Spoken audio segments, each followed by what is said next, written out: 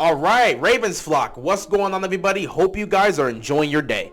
So last time we discussed Lamar Jackson's market. Obviously, we know he's looking for a long-term deal. This contract situation has been going on for far too long, and we as Ravens fans want some sort of conclusion. Unfortunately, we were not able to get a conclusion to that, so obviously the Ravens had to make a decision. They decided to put Lamar Jackson on the non-exclusive tag, meaning that he can talk with other teams, and other teams are allowed to negotiate with him. If they throw an offer that Lamar likes, he can sign the offer sheet, and Baltimore will have to match that. Now, when we went over this in my last video, we kind of took a look at the other 31 teams just to get a basis on what the market could look for Lamar Jackson, what teams would actually be interested in him, what teams are in need of a franchise quarterback, and how that could look for them.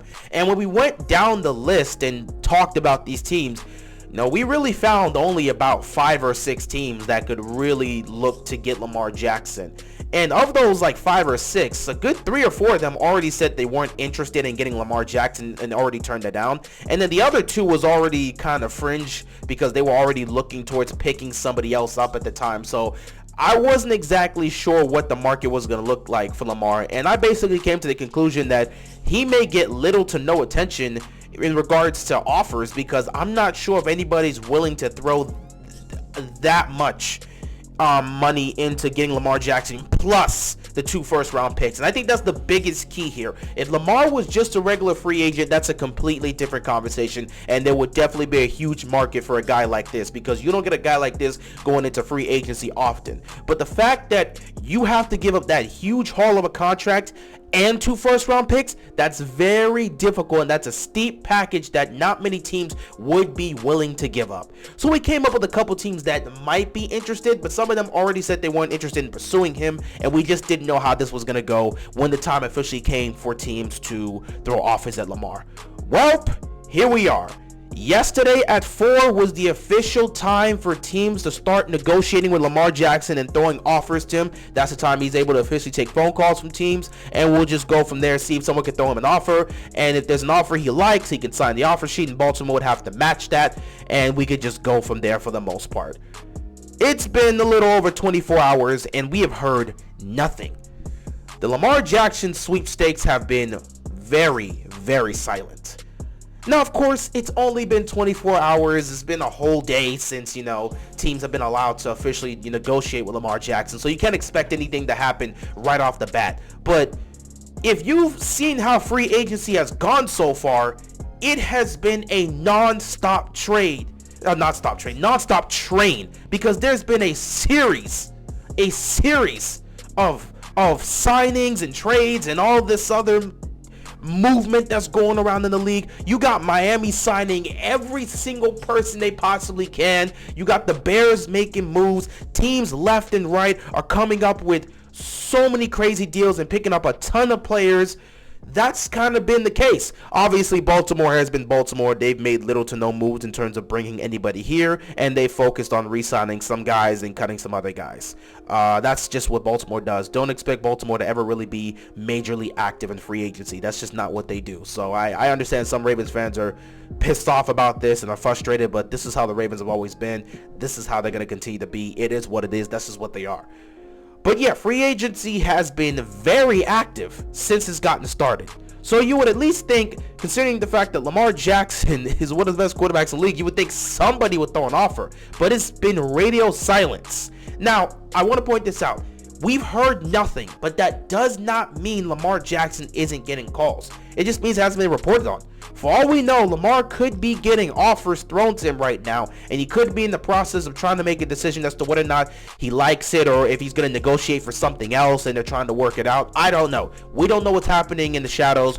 I'm not going to speak on things I don't know. Right now, all I can say is after a day of being officially able to talk and negotiate with Lamar Jackson, the sweepstakes have been silent. We've had no reports regarding any team reaching out to Lamar Jackson and throwing him an offer. It's been radio silence. That doesn't mean that he isn't getting calls. It just means that we haven't gotten any reports on it. So we'll continue to monitor that. But yeah, the fact that we've heard nothing, me personally, I said in my last video, I'm not sure if there's much of a market there.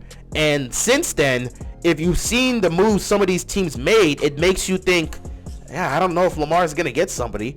So obviously, if you're looking at how the quarterback market has looked so far, I'm going to read every single quarterback that's been moved or signed somewhere, whether it's relevant or not. So you had Derek Carr get signed by the Saints.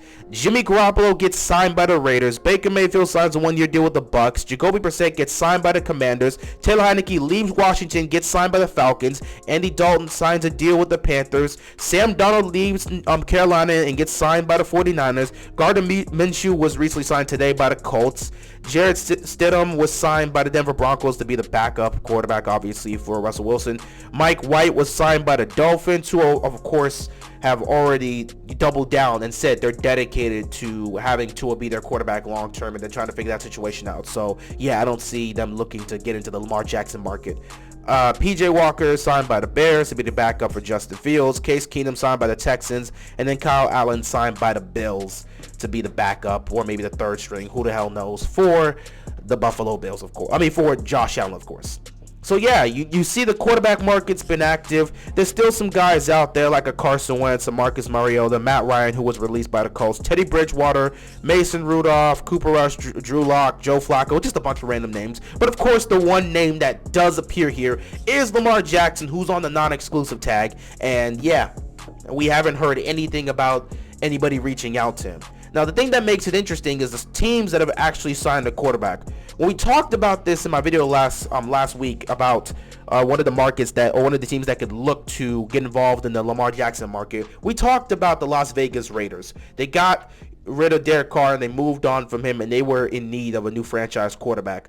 Lamar in Las Vegas could have been very interesting, but it seemed like they were not even remotely looking towards that side. And I said they probably couldn't afford Lamar in the first place. Yeah, it seemed like that was the case because they went after Jimmy Garoppolo, who's not much of an upgrade from Derek Carr, but it was the only thing they could really afford. So that's one side that was taken out. The Saints were taken out a while back because with Derek Carr, that was the destination they chose to go. The Bucks took Baker Mayfield, and I don't know what the Bucks are looking to do.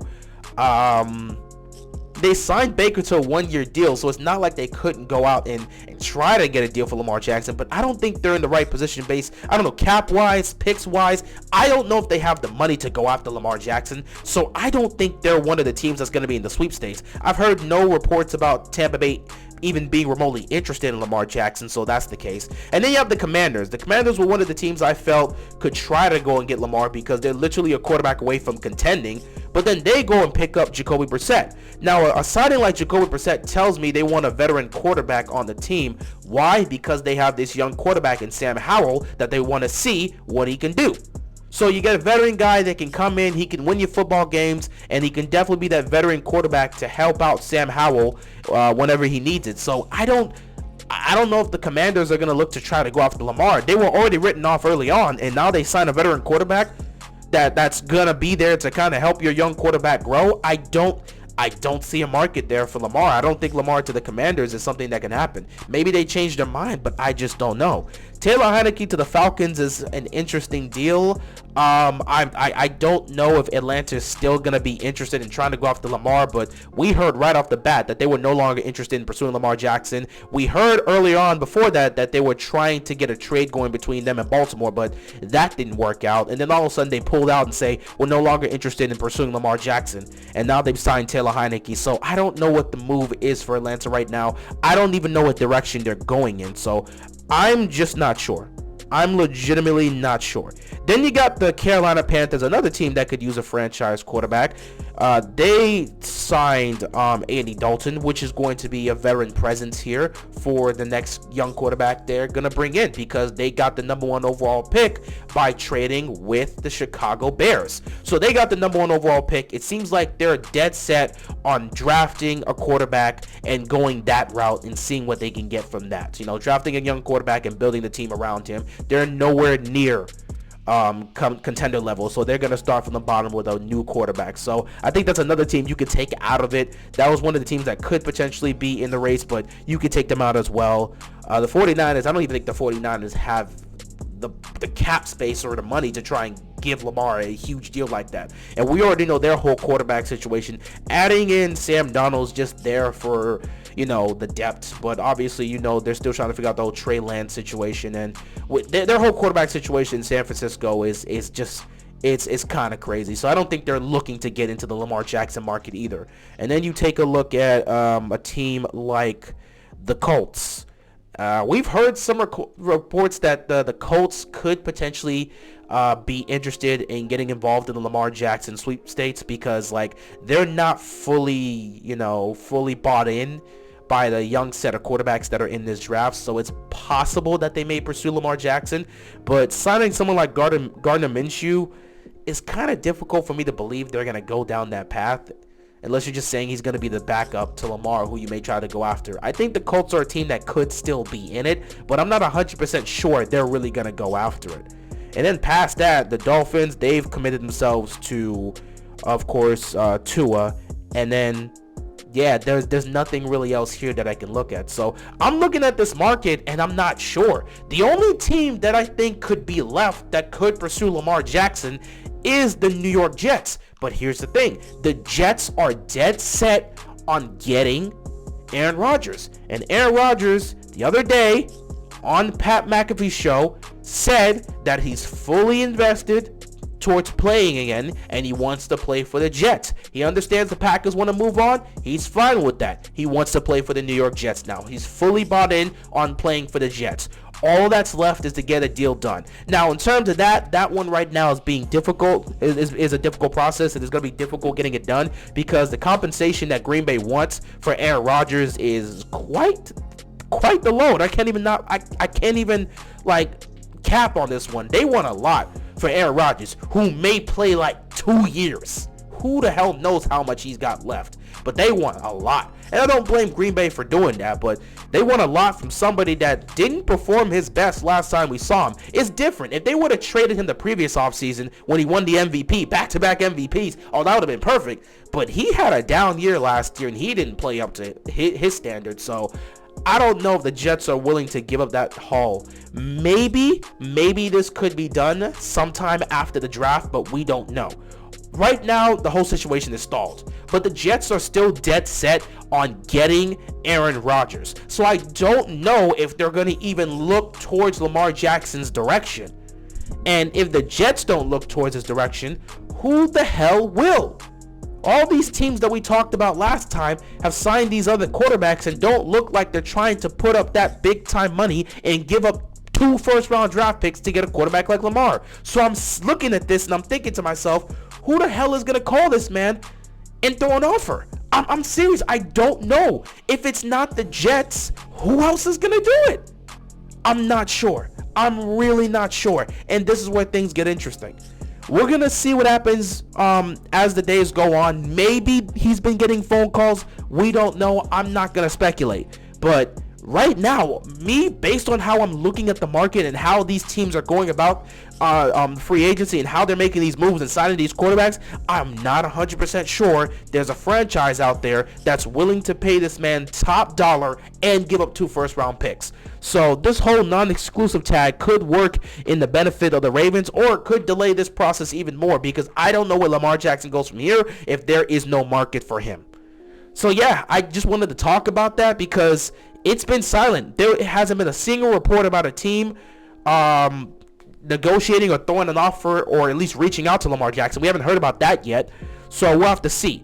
We've heard some reports about the Colts potentially being interested, but I'm not 100% sure on that either. And past that, I just don't know. It doesn't look like it's going to be a huge market for Lamar Jackson, and based on how things are going, there may not be a market for him in the first place. We will just have to see. Anyway, guys, I appreciate you guys watching. We'll have to see what happens. And with that being said, that is all I've got, and I'm out of here, man. Peace.